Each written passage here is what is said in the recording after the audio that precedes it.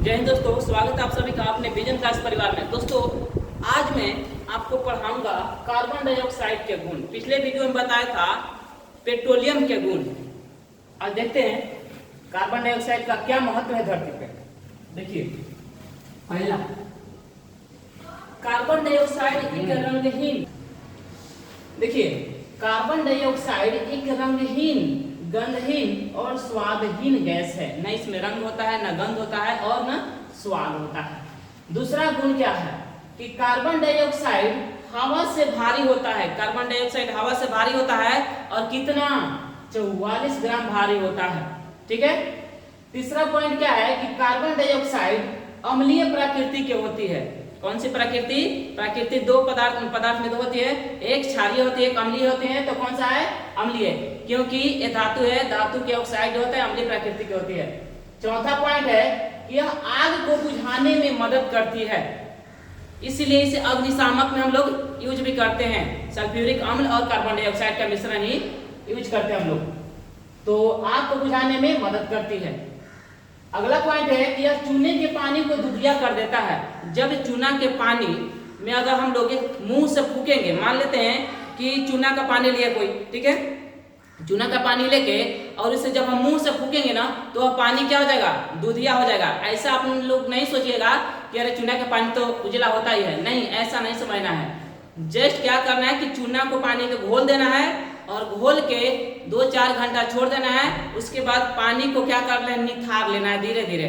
अब उस पानी में क्या करना है, मतलब एक पाइप डाल के आपको फूकना है, तो देखिएगा वह व्हाइट हो जाता है। तो यह चूने के पानी को क्या कर देता है? दूधिया कर देता है। और इतना ही नहीं, जब हम लोग क्या करते हैं, जब दीवार को पुताई करते हैं तो तुरंत व्हाइट नहीं होता है, कुछ समय बाद या 1-2 दिन के बाद एकदम व्हाइट हो जाता है। अगला पॉइंट है, यह सूर्य की ऊष्मा को पृथ्वी पर आने से रोकती है और जाने से भी रोकती है। सबसे महत्वपूर्ण पॉइंट है कि यह सूर्य की ऊष्मा को पृथ्वी पर आने से रोकती है और जाने से भी रोकती है।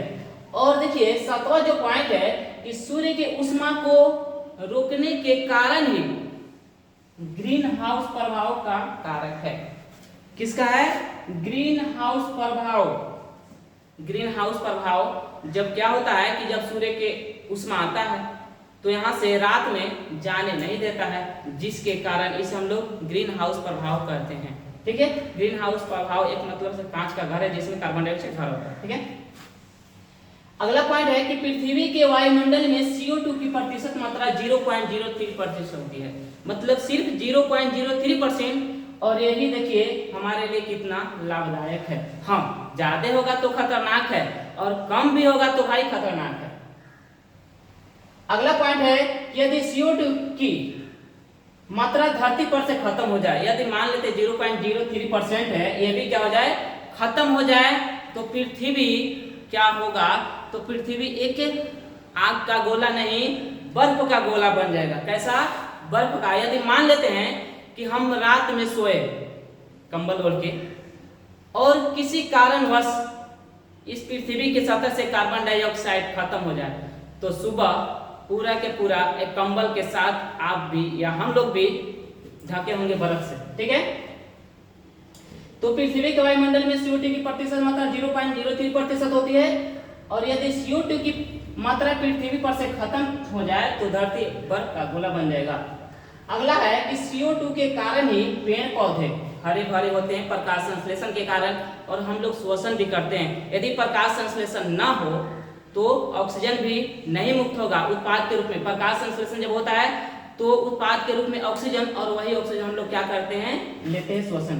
तो सबसे महत्वपूर्ण है कार्बन डाइऑक्साइड भी। अगला पॉइंट है कि ठोस कार्बन डाइऑक्साइड को शुष्क बर्फ भी कहते हैं। कंपटीशन में बहुत बार पूछा जाता है कि ठोस कार्बन डाइऑक्साइड का नाम क्या है, तो इसे हम लोग शुष्क बर्फ भी कहते हैं। और कार्बन डाइऑक्साइड का जो सूत्र होता है वह होता है CO2 तथा भार कितना होता है? 44 ग्राम। ठीक है। तो इतना आप लोग को अच्छी तरह समझ में आ गया होगा। तो यदि वीडियो अच्छी लगी हो तो प्लीज वीडियो को लाइक एंड चैनल को सब्सक्राइब कर दे। Thanks for watching. जय हिंद, जय भारत।